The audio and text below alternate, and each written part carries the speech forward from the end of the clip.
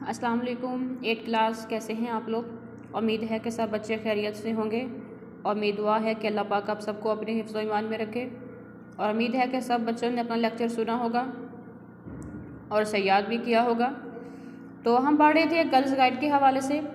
तो हम जानते हैं कि गर्ल्स गाइड जो है एक ऐसी तंजीम है जो इंसानियत की भलाई के लिए काम कर रही है। इस चैप्टर की आपने रीडिंग कर ली होगी, जो काम कल दिया था करने के लिए सब बच्चों ने कर लिया होगा। तो आज हमने करने हैं, अपने जुमले बनाने हैं। वैसे तो खैर आप लोगों को ये काम मैंने असाइनमेंट भी दिया था कि आप लोगों ने खुद ही काम करना है, मगर चले मैं कुछ जुमले आपको करवा भी देती हूँ। अगर किसी बच्चे को कुछ जुमले के नाम भी समझ आए या उसे ना बनाना आए तो हमारा पहला जुमला है बेलोस। मैं बोल दूँगी आपको जुमला, आप बच्चों ने खुद यहाँ से सुन के अपनी असाइनमेंट पे नोट कर लीजिएगा, या वैसे इसके अलावा भी अगर आपके पास इसको बनाना चाहें या आपको इसका मायने समझ में आ रहा हो तो आप जुमला बना सकते हैं। बेलौस का मायने होता है बिना किसी लालच के। तो बेलौस का जुमला आप बनाएंगे, कोशिश किया करें सबसे पहले आप जो भी जुमले बनाएं वो आपकी जो चैप्टर आपने पढ़ा है उसकी रीडिंग में से बनाएं, उसी हवाले से बनाएं, उसे हट के ना बनाएं। लेकिन फिर भी अगर आपको उस रीडिंग में से कोई जुमला ना बने तो फिर आप कोशिश करें कि आप उसे हट के बना लें।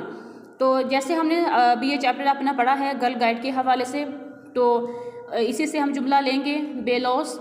गर्ल गाइड का बुनियादी मकसद इंसानियत की बेलौस खिदमत करना है। गर्ल गाइड का बुनियादी मकसद इंसानियत की बेलौस खिदमत करना है। अखलाकी अकदार होती हैं कि हमारा जो बोलना चालना, लोगों के साथ बात करना, ये तमाम जो मैनर्स होते हैं वो अखलाकी अकदार में आते हैं। तो अखलाकी अकदार का जुमला होगा कि गर्ल गाइड का एक मकसद लड़कियों के अंदर अखलाकी अकदार को उजागर करना है। गर्ल गाइड का एक मकसद लड़कियों के अंदर अखलाकी अकदार को उजागर करना है। आहिस्ता आहिस्ता ये मंसूबा, मतलब अगर आप ये नहीं बताना चाहते कि ये मंसूबा या इसके हट के भी अगर कहीं भी आप लिखेंगे तो नहीं इस बात की समझ आएगी किस मंसूबे की बात हो रही है, तो आप साथ मेंशन कर सकते हैं कि गर्ल गाइड का मंसूबा आहिस्ता आहिस्ता एक बड़ी और बाकायदा तंजीम की सूरत अख्तियार कर गया। बिला इम्तियाज़, एक गर्ल गाइड तमाम इंसानों की बिला इम्तियाज़ खिदमत करने वाली और अपने वादों की पाबंद होती है। बिला इम्तियाज़ का मायने होता है बिना किसी फ़र्क के। बहस व मुबाहिसा, कि किसी भी बात पर ज़्यादा डिटेल में बात करना, वो होता है बहस व मुबाहिसा। तो छोटे छोटे ग्रोहों की शक्ल में बहस व मुबाहिसा का काम गर्ल गाइड्स करती हैं। रहनुमाई होता है हमारी को रहनुमाई करने वाला या हमारा को रहबर या हमें सीधी राह दिखाने वाला। तो इस्लाम कदम कदम पर हमारी रहनुमाई करता है। शोहरत होता है मकबूलियत या मशहूर हो जाना। गर्ल गाइड तंजीम ने थोड़े ही अरसे में आलमी शोहरत हासिल की। ये आपके जुमले हो गए। ये जो खाली जगह वाला काम है ये आप लोग खुद ही करेंगे कि रीडिंग देखेंगे, रीडिंग में से आप लोगों ने इसको खुद ही फिल करना है। ये टिक क्रॉस हैं, ये भी आप लोग खुद ही फिल करेंगे। जब आप रीडिंग कर लेंगे, रीडिंग में से ये खाली जगह फिल करना या अपने टिक क्रॉस जो है इसको कवर करना कुछ भी मुश्किल नहीं होगा। नेक्स्ट है कि लफ्ज़ पंजाब से 10 अल्फाज रदीफ वार वाज़िया करें। आपको सबसे पहले पता होना चाहिए कि रदीफ होता क्या है। रदीफ जो है वो काम होता है या वो लफ्ज़ होता है बनाना, जो अगर हमारे पास एक लफ्ज़ है उसका जो सबसे एंड पे उसके आखिर में जो हर्फ आएगा उस हर्फ से आगे फिर हमने और लफ्ज़ बनाना है, फिर उस लफ्ज़ के आखिर में जो हर्फ आएगा उस हर्फ से हमने लफ्ज़ बनाना है। जैसे हमारे पास पंजाब है लफ्ज़, पंजाब का सबसे आखिर वाला जो लफ्ज़ है वो है बे। तो बे से हमने आगे और बनाने हैं रदीफ वार लफाज बनाने हैं। तो आप लोगों को पता होना चाहिए कि अगर बे है हमारे पास तो बे से हम कौन सा लफ्ज़ बना सकते हैं? बादल बन जाएगा। बे से बादल बन जाएगा और बादल के एंड पे क्या आ रहा है? लाम आ रही है। तो लाम से हमको लफ्ज़ बनाएंगे, जैसे लाहौर हो गया तो लाहौर के एंड पे रे आ रही है तो रे से हमको लफ्ज़ बनाएंगे, जैसे रेलगाड़ी। तो इसी तरह किसी लफ्ज़ के आखिर में जो हर्फ होता है उस हर्फ से आगे लफ्ज़ बनाना रदीफ कहलाता है। मंदरजा झैल साबकों की मदद से 3-3 अल्फाज बनाएं। पहले तो आपको पता होना चाहिए कि साबके और लाहके होता क्या है।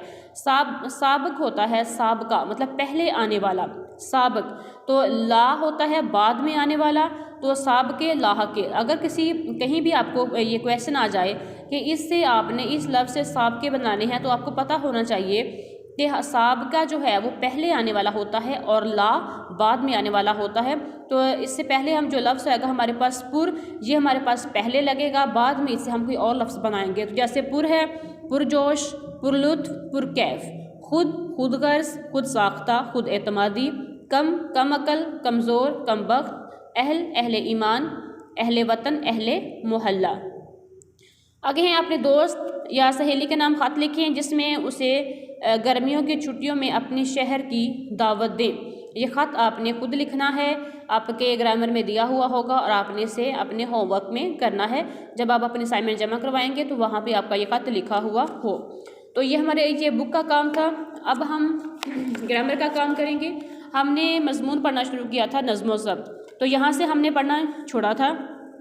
आगे है नेक्स्ट हम पढ़ेंगे, ये रोज़े के हवाले से हमारी रीडिंग आ रही है, तो हम इसका पैरा बना लेंगे कि रोज़ा नज़्म व ज़ब्त की बेहतरीन मिसाल है। ये आपके पैराग्राफ बन जाएगा, इसकी हेडिंग बन जाएगी। तो आगे हम पढ़ लेंगे कि अल्लाह ताला के हुक्म के तहत सुबह से शाम तक हलाल चीज़ों की मौजूदगी में सख्त भूख प्यास के बावजूद परहेज़ ज़ाहिर करता है कि मुसलमान अल्लाह ताला का फरमाबरदार है और अहकाम रब्बुल इज़्ज़त के सामने सर तस्लीम खम करते हुए ख्वाहिशात और जज्बात को पसे पुश्त डाल देता है। ज़ब्त नफ्स और अखलाक की पाकीज़गी में इस कदर रोज़ा किरदार अदा करता है और कोई चीज़ इस कदर मौसर साबित नहीं हो सकती। यहाँ तक आपका एक बन जाएगा पैराग्राफ। आगे आप बना लेंगे, आगे हज के हवाले से बात हो रही है तो आपकी हेडिंग बन जाएगी कि हज भी नज़्म व ज़ब्त का बेहतरीन अमली नमूना। हज नज़्म व ज़ब्त का बेहतरीन अमली नमूना। तो अब इसकी रीडिंग आ जाएगी कि हज भी नज़्म व ज़ब्त का बेहतरीन अमली नमूना है। हज के मौके पर दुनिया के कोने कोने से मुसलमान जमा होते हैं। सब ने एक ही तरह का लिबास ज़ेबतन किया होता है। ज़ेबतन मतलब पहना हुआ होता है। तमाम लोग अल्लाह ताला के हुक्म से तमाम दीनवी अमूर को और दीनवी अमूर जो दुनिया के काम होते हैं पस्ते पुश्त मतलब उसको पीछे कर देते हैं। खाना काबा का तवाफ़ करते हैं, एक ही इमाम के पीछे नमाज़ पढ़ते और हज अदा करते हैं। आगे ज़कात के हवाले से बात हो रही है तो आप लोग करेंगे कि ज़कात माली इबादत है। ज़कात एक माली इबादत है जिसके लिए एक नसाब मुकर्रर है। मुसलमान ईमानदारी और दयानतदारी से ज़कात अदा करते हैं और ज़कात की मुकर्ररा हद में कोई अपनी तरफ से कमी पेशी नहीं कर सकता, क्योंकि हम सब जानते हैं कि ज़कात अदा करने के मामले में भी एक हद मुकर्रर है कि इंसान के पास कितनी मिकदार में जो चीज़ होनी चाहिए उसमें से वो कितना हिस्सा ज़कात का निकाल सकता है। नज़्म व ज़ब्त की अहमियत, अगला पैरा हमारा होगा नज़्म व ज़ब्त की अहमियत। इसमें जो रीडिंग की हुई है वो आप याद कर लीजिएगा और आगे आपका यहाँ से पैरा बन जाएगा कि नज़्म व ज़ब्त के फुकदान से पैदा होने वाले मसाइल। फुकदान होता है कमी, कि अगर हम किसी चीज़ में कोई कमी करते हैं तो उससे कौन से मसाइल पैदा होते हैं। नज़्म व ज़ब्त के फुकदान से पैदा होने वाले मसाइल, ये आपका पैराग्राफ बन जाएगा, इसकी हेडिंग बन जाएगी। बाकी आपने पैराग्राफ इसमें लिख देना है और ये आपका मज़मून मुकम्मल हो जाएगा। सब बच्चों ने इसको अच्छे तरीके से सुन भी लेना है और याद भी करना है। जो आपको असाइनमेंट दी जाएगी उसे मुकम्मल करके स्कूल में आपने भिजवा भी देनी है। तो सब बच्चों ने, और सबसे जो अहम बात है कि सब बच्चों ने कोशिश करनी है कि नमाज़ पढ़ें। नमाज़ किसी बच्चे ने नहीं छोड़नी। हालांकि मैं जानती हूँ कि सर्दियों में नमाज़ पढ़ना सुबह उठ के मुश्किल काम होता है, ठंडा पानी होता है, वज़ू करना मुश्किल लगता है, लेकिन बेटे अल्लाह ताला को सबसे ज़्यादा सर्दियों की फ़जर की नमाज़ पसंद है, क्योंकि अल्लाह ताला भी जानता होता है कि पानी ठंडा है, बच्चों के लिए उठ के वज़ू करना मुश्किल काम है। तो इसीलिए अल्लाह ताला को ये नमाज़ पसंद है कि अगर इंसान सुबह उठ के अपनी नींद ख़त्म करके अपने बिस्तर में से निकल कर नमाज़ पढ़ता है, अल्लाह के सामने सरबसुद होता है, तो अल्लाह ताला को वो शख्स बहुत पसंद होता है कि इसने मेरे लिए अपनी नींद ख़राब की या अपना बिस्तर छोड़ा या ठंडे पानी से वज़ू किया, तो अल्लाह ताला को वो नमाज़ बहुत पसंद होती है। तो सब बच्चों ने कोशिश करनी है कि 5 वक्त की नमाज़ लाजमी पढ़नी है और उसके साथ साथ अपने पेरेंट्स का एहतराम लाजमी करना है, उनकी बात माननी है, उनके साथ किसी किस्म की कोई बदतमीज़ी नहीं करनी। तो और साथ साथ अपना स्कूल से भेजा गया हुआ जो काम है उसे भी मुकम्मल करना है। तो सब बच्चे अपना ख्याल रखिएगा। अल्लाह हाफिज़।